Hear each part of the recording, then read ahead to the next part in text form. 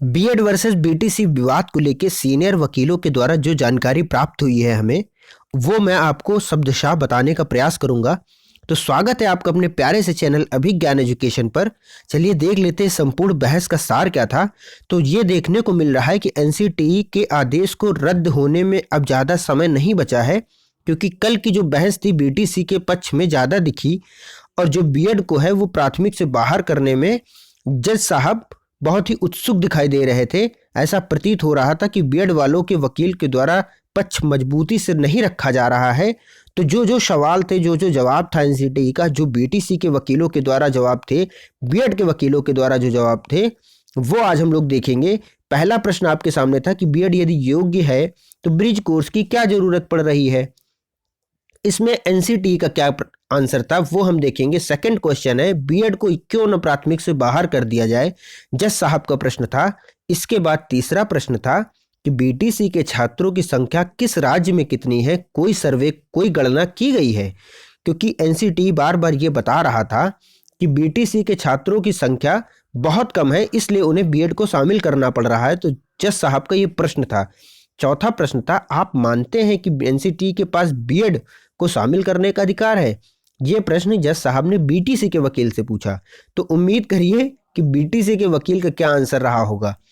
जज साहब ने लास्ट प्रश्न पूछा कौन कौन से राज्य बीएड को प्राथमिक में शामिल करने के पक्ष में हैं, क्योंकि कल की जो हियरिंग थी उसके अनुसार ये प्रतीत हो रहा था कि जज साहब फाइनली ये जानना चाहते हैं कि अब कौन से राज्य पक्ष में है, कौन से विपक्ष में है। बीएड के छात्रों की कितनी संख्या है, बीटीसी के छात्रों की कितनी संख्या है, एनसीटीई और स्टेट गवर्नमेंट किसके पक्ष में खड़ी है और सेंट्रल गवर्नमेंट का क्या रुख है। तो एक एक प्रश्न पे आज हम लोग क्या जवाब दिया गया एनसीटीई के द्वारा, ये संपूर्ण बात जानेंगे। चलिए देख लेते हैं। पहला प्रश्न था जब कि बीएड यदि योग्य तो ब्रिज कोर्स की जरूरत क्यों। जज साहब ने डायरेक्टली ये एक डायरेक्ट तीर मारा एनसीटीई के वकील के ऊपर कि अगर आप ये मानते हैं कि बीएड को प्राइमरी में एलिजिबल माना जाए तो 2 साल की डिग्री लेने के बाद उन्हें 6 महीने का अतिरिक्त कोर्स क्यों करना पड़ रहा है।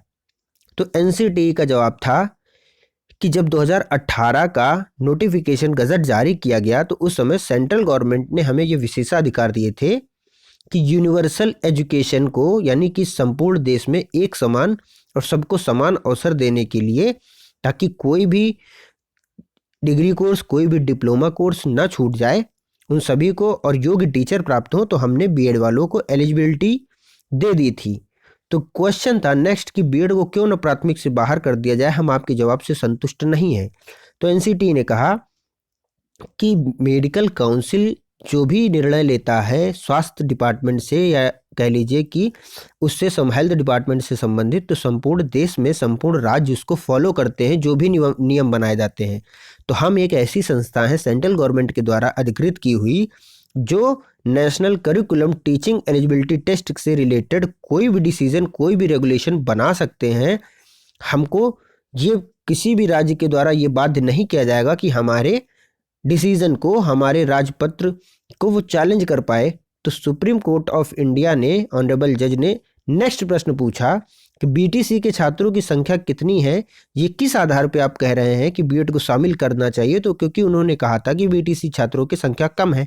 तो नेक्स्ट प्रश्न में ये जज साहब के द्वारा पूछा गया कि बीटीसी के छात्रों की संख्या किस राज्य में कितनी है, कोई सर्वे किया गया है।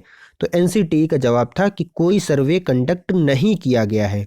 किस राज्य में बीटीसी की कितनी संख्या है, इसका उत्तर एनसीटीई के पास और बीएड के वकीलों के पास नहीं था। नेक्स्ट क्वेश्चन जज साहब ने बीटीसी के वकील से पुट आउट किया कि आप मानते हैं कि एनसीटीई के पास बीएड को शामिल करने का अधिकार है। तो बीटीसी के वकील ने बोला कि हाँ, हम मानते हैं कि एनसीटीई बीएड को शामिल करने का अधिकार प्राप्त करता है, लेकिन इसका मतलब ये नहीं कि बीटीसी के हक को मारा जाए, क्योंकि बीटीसी के पास एकमात्र प्राथमिक ऐसी भर्ती है जिसमें वो योग्य माने जाते हैं। बाकी अन्य भर्तियों में बीएड को शामिल किया जाता है। ये बात बीटीसी के वकील ने कही, जो कि सच थी, क्योंकि मेरा ऐसा मानना है कि बीटीसी को भी 12th तक पढ़ाने का हक मिलना चाहिए और बीएड को भी प्राथमिक में शामिल करना चाहिए, क्योंकि 4 साल से सभी वैकेंसी का वेट कर रहे हैं। तो किसी को भी निराशा हाथ नहीं लगनी चाहिए। जो भी डिसीजन आता है सभी के पक्ष में होना चाहिए। नेक्स्ट क्वेश्चन था कौन कौन से राज्य बीएड को प्राथमिक में शामिल करने के पक्ष में हैं?